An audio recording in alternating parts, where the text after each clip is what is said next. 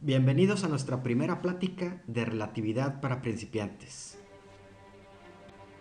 Entonces acompáñenme en este viaje donde es indispensable mantener la mente abierta, porque lo que sí es cierto es que nada es lo que parece.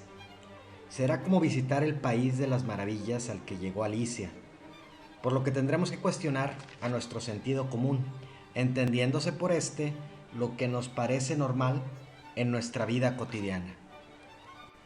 Cuando escuchamos la palabra relatividad, vienen a nuestra mente imágenes de inicios del siglo XX, pero estos conceptos ya se habían acariciado tiempo atrás. En la mecánica prerrelativista de Galileo y Newton, los principios de relatividad se consideraron muchas veces de modo implícito en el desarrollo formal de las teorías, aunque el propio Galileo llegó a hacer descripciones informales bastante explícitas del principio de relatividad que lleva su nombre.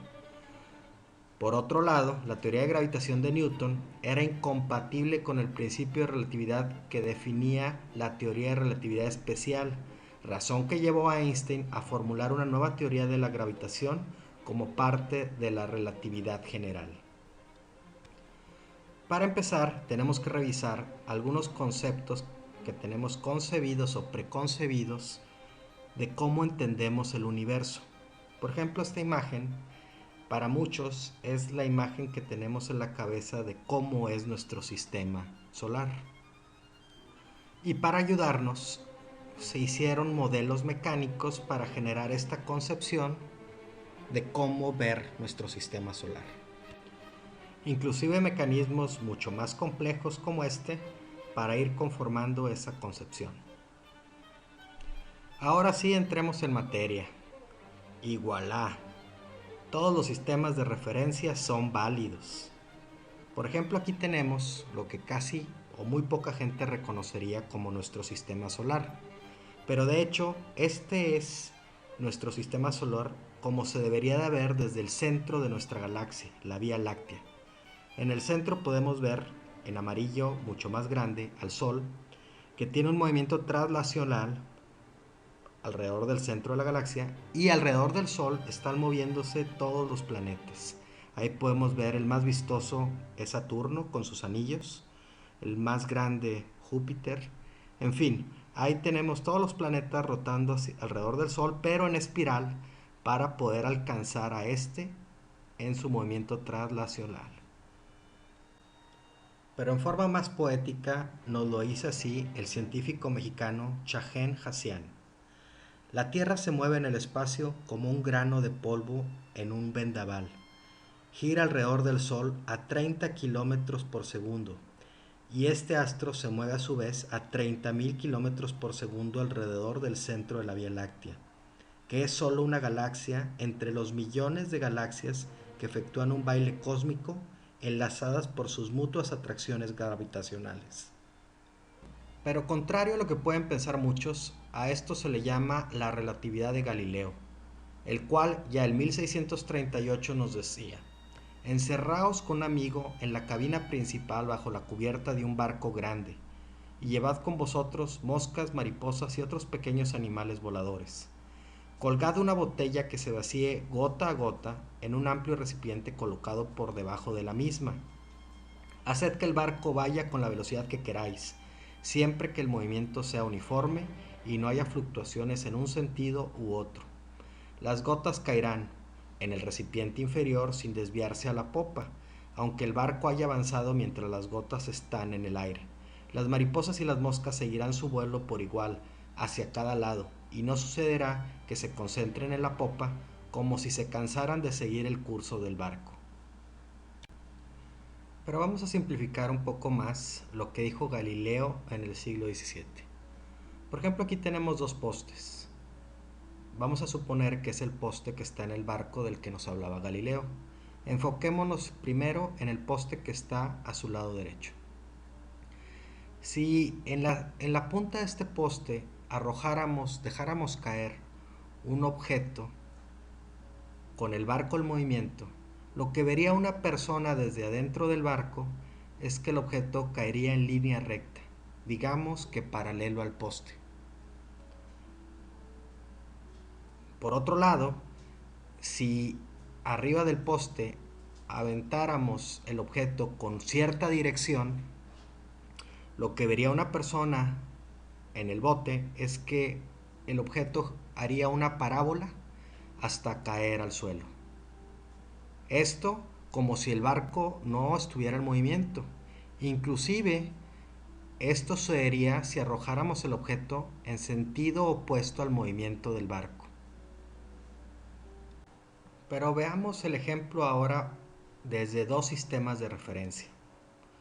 ¿A qué me refiero con sistemas de referencia? En este caso va a ser una persona arriba del bote y otra persona en la playa viendo que se aleja el bote.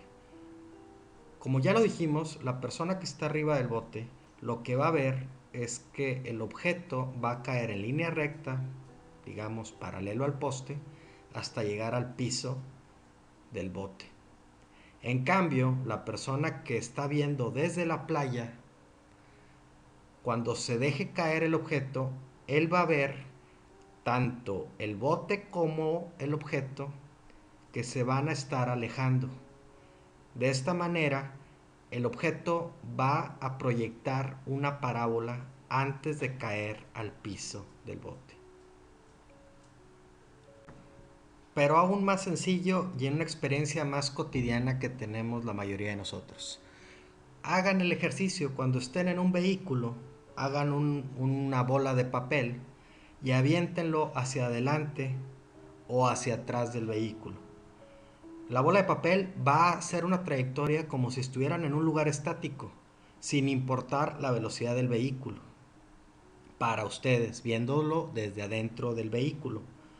Claro que si hacemos esa misma medición desde afuera del vehículo, suponiendo que alguien pudiera medir la velocidad de la pelota de papel desde afuera del vehículo, bueno, tendría que medir la velocidad, lo que va a medir con el equipo va a ser la velocidad de la bola de papel más la velocidad del vehículo, si va en dirección del vehículo. Y si aventamos la bola de papel hacia atrás, lo que va a medir esta persona desde afuera del vehículo es la velocidad del vehículo menos la velocidad del papel, que es lo que se va a reflejar en el aparato.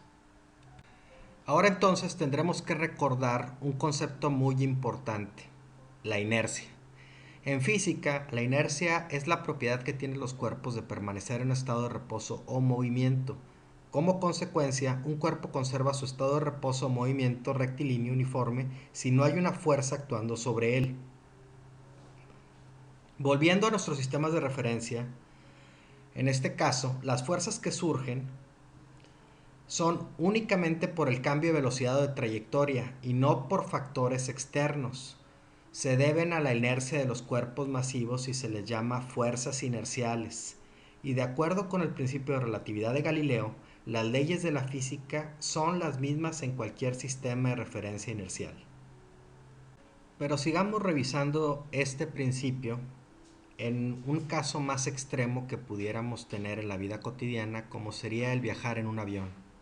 Si nosotros no mirásemos hacia la ventanilla, ni siquiera nos daríamos cuenta que el avión se mueve, y mucho menos de la gran velocidad a la que éste va. Es como el amiguito del video a mano derecha, él puede pensar que va en un lugar estático y muy seguro. Pero bueno, pensemos que nosotros también creemos que la tierra que pisamos es un lugar que no se mueve. Y como ya vimos anteriormente, bueno, pues la Tierra, además de rotación y traslación, tiene movimiento junto con el sistema solar. No nos extraña entonces el gran trabajo que costó a Copérnico convencer al resto de la humanidad de que la Tierra se mueve a gran velocidad por el espacio cósmico. Después de todo, la Tierra no es un sistema de referencia adecuado para observar el curso de los astros. En efecto, los planetas giran alrededor del Sol, por lo que sus movimientos tienen una forma más simple vistos desde un sistema de referencia en el que el Sol está fijo. Vistos desde la Tierra, los planetas parecen moverse de una manera tan complicada que desafiaron durante siglos los intentos de los astrónomos antiguos de racionalizarla. Aquí en la animación, por ejemplo, a mano derecha, estaríamos viendo cómo sería la órbita del planeta rojo, Marte, si el centro fuera la Tierra, el Sol girara alrededor de la Tierra y por lo tanto, para poder entender el movimiento de Marte, tendríamos que considerar esta como su trayectoria de traslación. En otras palabras, y en aras de cuestionar su sentido común, sí, es más sencillo analizar nuestro sistema como un sistema que gira alrededor del Sol, como está la imagen a mano izquierda. Pero esto no es porque sea imposible de analizarlo con respecto a un movimiento relativo si todo gira alrededor de la Tierra.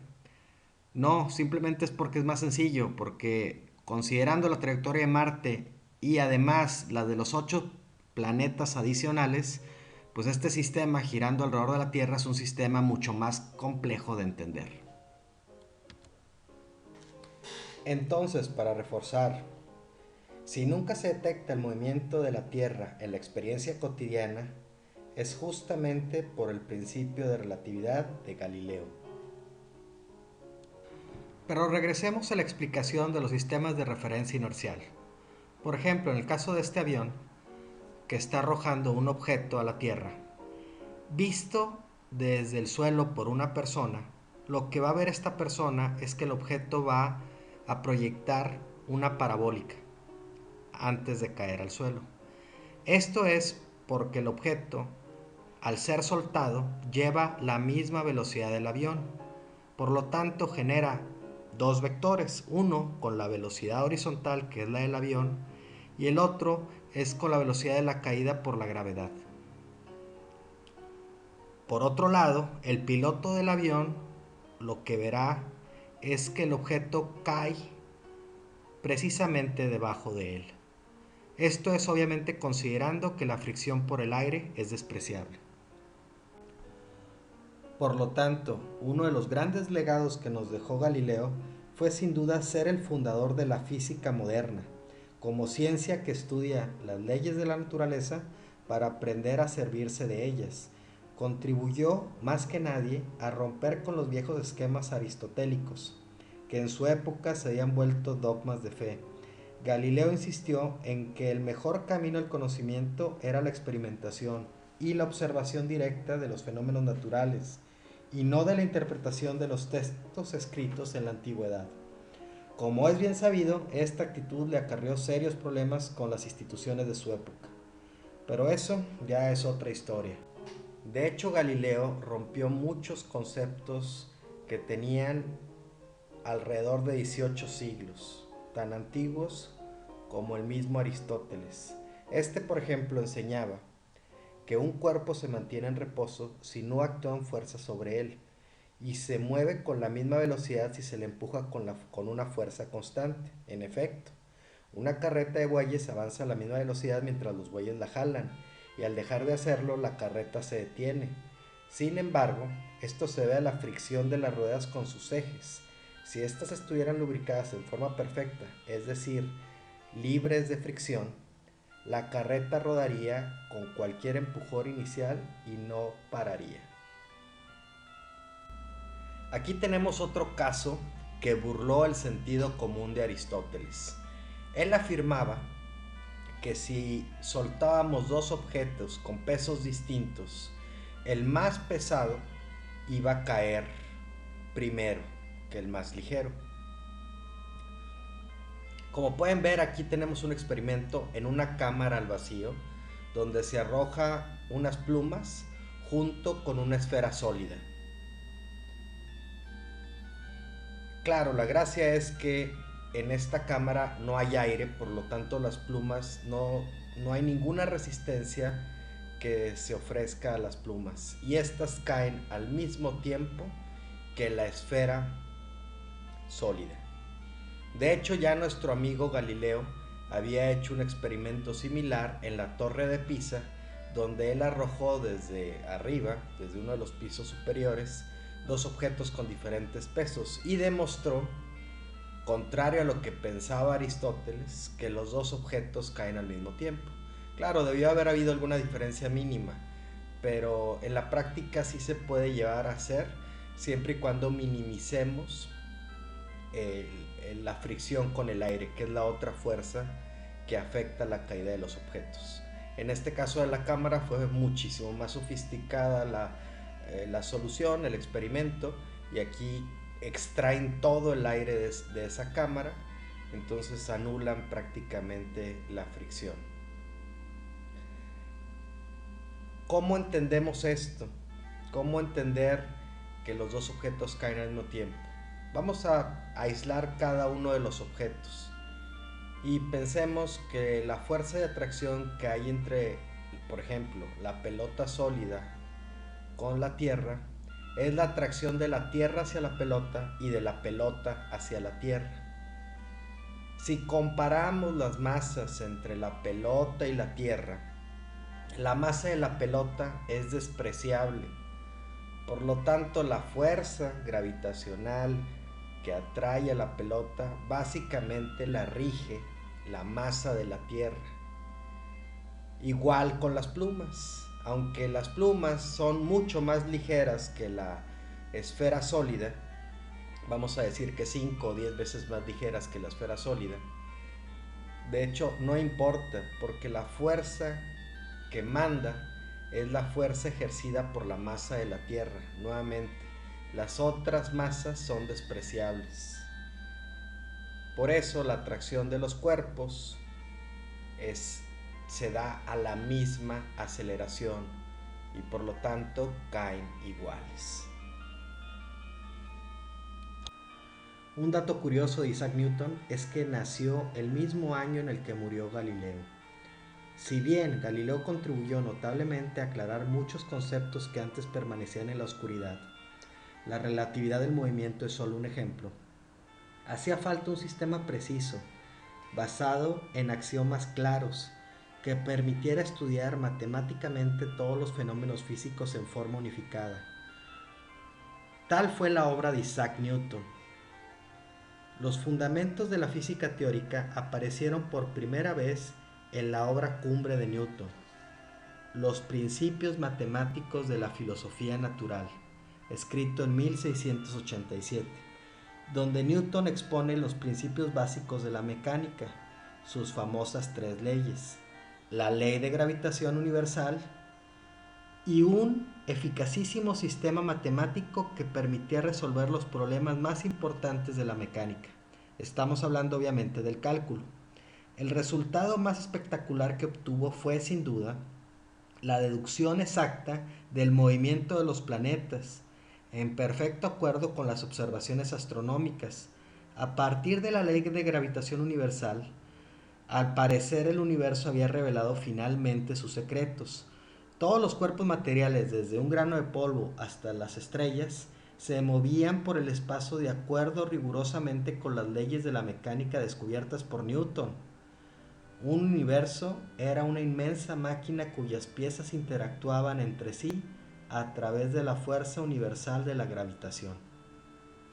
El hecho de que un cuerpo masivo tiende a moverse en línea recta y a la misma velocidad sin ninguna fuerza actuar sobre él es una ley fundamental de la mecánica, descubierta por el gran físico inglés Isaac Newton y llamada en su honor la primera ley de Newton. A pesar de su sencillez, nadie la había descubierto porque, una vez más, parecía contradecir el sentido común. La situación ideal en la que se aplica la primera ley de Newton es, por ejemplo, la de una nave que se mueve en el espacio suficientemente lejos de cualquier planeta o estrella para que estos no desvíen su trayectoria. Si la nave alcanza una cierta velocidad y apaga bruscamente sus motores, seguirá viajando indefinidamente en línea recta con la misma velocidad que había alcanzado. Para modificar su trayectoria deberá volver a encender los motores. Una nave espacial a la deriva es un ejemplo perfecto de un sistema de referencia inercial. Sus tripulantes no tienen ningún medio para determinar si se mueve o si están en reposo, a menos que puedan observar las estrellas en el exterior. Por ejemplo, en el caso de la película de Gravedad o Gravity, Este astronauta va a seguir viajando por el espacio indefinidamente a menos que algo lo detenga. La primera ley de Newton es otra manera de expresar el principio de relatividad de Galileo.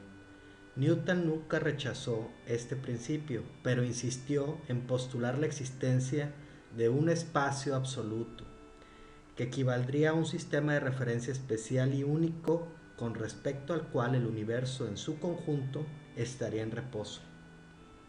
Hay que insistir en que la existencia de un sistema de referencia universal no contradice el principio de la relatividad de Galileo. Este principio únicamente postula que las leyes de la física son las mismas en cualquier sistema referencial inercial, sea este un sistema universal y absoluto o cualquier otro.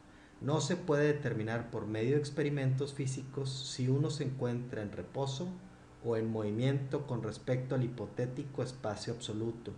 Por otra parte, la existencia de un espacio absoluto parece bastante natural. Después de todo, el sistema de referencia en el cual las estrellas están fijas es un sistema universal, desde el cual el comportamiento global del universo debe tener una apariencia más simple que desde otro sistema de referencia en movimiento como la Tierra. Existe otra razón relacionada con el problema de la gravitación por la que Newton recurrió a un espacio absoluto. A pesar de que toda su mecánica funcionaba a la perfección, Newton siempre estuvo insatisfecho por lo que consideraba un hueco importante de su teoría: la ausencia de una explicación física del fenómeno de atracción gravitatoria. La ley de gravitación de Newton precisa cómo se comporta cuantitativamente la fuerza gravitacional entre los cuerpos masivos, pero no aclara la naturaleza de dicha fuerza. Los principios matemáticos de Newton contestan brillantemente la pregunta ¿cómo se atraen los cuerpos?, pero no ¿por qué se atraen? Newton propuso como solución transitoria la existencia de una acción a distancia entre los cuerpos masivos, pero insistió en que dicha acción era un concepto provisional en espera de una mejor teoría. Newton también especuló que el vacío no está realmente vacío, sino que todo el espacio está permeado por una sutil sustancia, el éter, imperceptible para los humanos, pero a través del cual se produce la atracción gravitacional. La idea de un éter que llena todo el universo había sido propuesta por diversos filósofos antes de Newton. Así, el filósofo francés René Descartes había intentado explicar el movimiento de los planetas por medio de torbellinos en el éter. Los planetas serían arrastrados en círculos alrededor del Sol, tal como corchos que flotan en un remolino de agua. Por supuesto, los torbellinos de Descartes fueron descartados a favor de la atracción gravitacional propuesta por Newton, pero el éter siguió seduciendo a los sucesores de Descartes y Newton. Una vez aceptada la existencia del éter, era natural suponer que existe un sistema de referencia único en el universo, que es el sistema en el que el éter está en reposo. Todos los movimientos de los cuerpos celestes pueden referirse en última instancia a ese sistema cósmico. En realidad, el problema del éter y junto con él el de la acción a distancia siguió presente en la física hasta principios del siglo XX, cuando Einstein propuso su teoría de la relatividad. Como sucede comúnmente con las revoluciones científicas, las nuevas teorías no resuelven todos los viejos enigmas, sino que vuelven irrelevantes algunos de ellos. Tal fue el caso del éter, como veremos en los siguientes videos. El concepto del espacio absoluto permaneció anclado en la física más de 2 siglos después de Newton, a pesar de no constituir un axioma esencial en la mecánica. Además, junto con el espacio absoluto, Newton introdujo el tiempo absoluto. Tampoco necesitaba la mecánica de un tiempo así, pero parecía lógico que independientemente de las fórmulas matemáticas que describen el universo, existe una manera única de medir el tiempo, algo así como un reloj cósmico. ¿Acaso el reloj de Dios? La existencia de un tiempo absoluto, independiente de quien lo mide, es una consecuencia de nuestra experiencia cotidiana. Estamos acostumbrados a la idea de que el tiempo transcurre siempre de la misma forma, pues de lo contrario no tendría sentido sincronizar nuestros relojes y determinar así el momento en que ocurre o ocurrirá cada suceso. Nadie se atrevería a afirmar que el tiempo transcurre más rápido o más lentamente en un lugar o en otro del universo. Al menos eso era evidente hasta antes del siglo XX. Aquí daremos por concluido nuestro primer video, donde terminamos prácticamente con la física clásica, para poder en el siguiente video ya adentrarnos en lo que es la relatividad de Einstein, que es un tema mucho más apasionante junto con temas como la mecánica cuántica. Espero que este video lo hayan disfrutado tanto como yo al estarlo haciendo. Y si no resolví sus dudas, al menos espero haber creado interés en el tema para que ustedes por su cuenta sigan estudiándolo. Gracias por su atención.